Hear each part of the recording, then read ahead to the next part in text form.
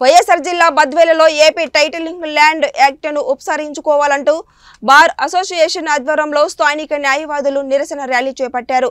ఈ సందర్భంగా bar association president CVN Prasad, senior న్యాయవాది దేవిరెడ్డి బ్రహ్మారెడ్డి మాట్లాడుతూ ఈ సందర్భంగా న్యాయ వ్యవస్థకు సంబంధించిన విధులను తగ్గిస్తూ న్యాయ వ్యవస్థను నిర్వీర్యం చేస్తుందని ఆరోపించారు। న్యాయస్థానాలు చేయాల్సిన అధికారులను రెవెన్యూ వ్యవస్థకు కట్టబెట్టడం దారుణమన్నారు। దమ్ము ఉందా? న్యాయవాదులందరూ ఆంధ్రప్రదేశ్ లో ఈ దినం అందరూ రోడ్లపైకి వచ్చినారు। అందరూ కూడా ఈ చట్టాన్ని వ్యతిరేకిస్తూ ఉన్నారు। ఇది ప్రభుత్వం చేసిన దుర్మార్గమైన చర్య అంటున్నారు। ప్రతిపక్షం గొంతు మూగబోయింది। వాళ్ళు ఎక్కడ ప్రజల్లోకి తీసుకురావడంలే, ప్రజలందరూ మభ్యపెడతాడని చెప్పినారు। అయినప్పటికీ ప్రజలందరూ మేల్కోవాలా। అందరూ కూడా ప్రభుత్వ చర్యను, ప్రతిపక్ష చర్యను, ప్రతి చర్యను వ్యతిరేకించాల్సిందే। స్వతంత్ర ప్రతిపత్తి యొక్క హక్కులను కాపాడుకోవాల్సిందే। ఎప్పుడైతే న్యాయ వ్యవస్థ పటిష్టంగా ఉంటుందో ప్రజాస్వామ్యం పటిష్టంగా ఉంటుంది। న్యాయ వ్యవస్థే పటిష్టంగా లేకపోతే, న్యాయ వ్యవస్థ అధికారులను ఇంకొకటి అనుభవిస్తే ప్రజాస్వామ్యం మనుగడే కష్టమవుతుంది। అందరికీ అంతర్గత కల్లోలాలు వస్తాయి। ప్రతి ఒక్కడికి భూమిపై ఉండే హక్కు చాలా పవిత్రమైంది। అది తల్లి బిడ్డలకు మించిన హక్కు, తల్లి బిడ్డల కన్నా పవిత్రమైన హక్కు। ఆ హక్కును దోచుకోవడానికి ఈరోజు దుర్మార్గపు చర్య చేసినారు। దుర్మార్గపు ముసుగులో భూ యాజమాన్య హక్కు చట్టం అనేది ఒక దుర్మార్గపు చట్టం చేసినారు। ఈ చట్టం వల్ల ఎంతమంది ప్రాణాలు కోల్పోతారనే విషయం ఈ ప్రభుత్వం గ్రహించడంలే। గ్రహించినట్టు మొద్దు నిద్రపోతుంది। దీనివల్ల రేపు మహా ఉద్యమం రాబోతుంది।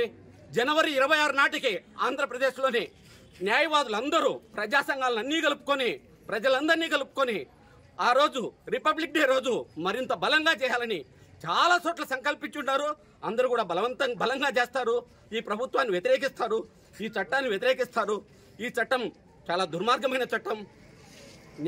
న్యాయ వ్యవస్థ యొక్క విధులను పూర్తిగా తగ్గిస్తూ ఉంది। న్యాయస్థానాలను నిర్వీర్యం చేస్తూ ఉంది।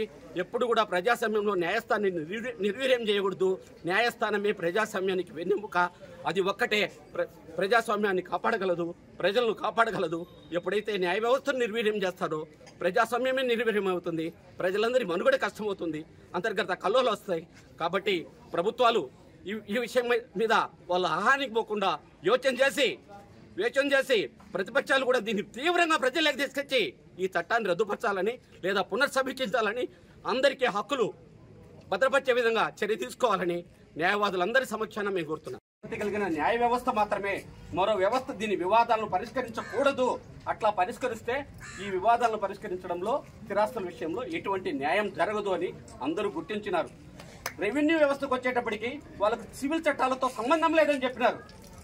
సిపిసి అప్లై కాదు, సాక్ష్యాధార చట్టమైన ఎవిడెన్స్ యాక్ట్ అప్లై కాదు, లిమిటేషన్ అప్లై కాదు, ఇంకేం అప్లై? మీ అధికార హోదా అప్లై అవుతుందా? రెవెన్యూ వాళ్ళని మేనేజ్ చేసుకోవడం అప్లై అవుతుందా? ఇంతటి లోపం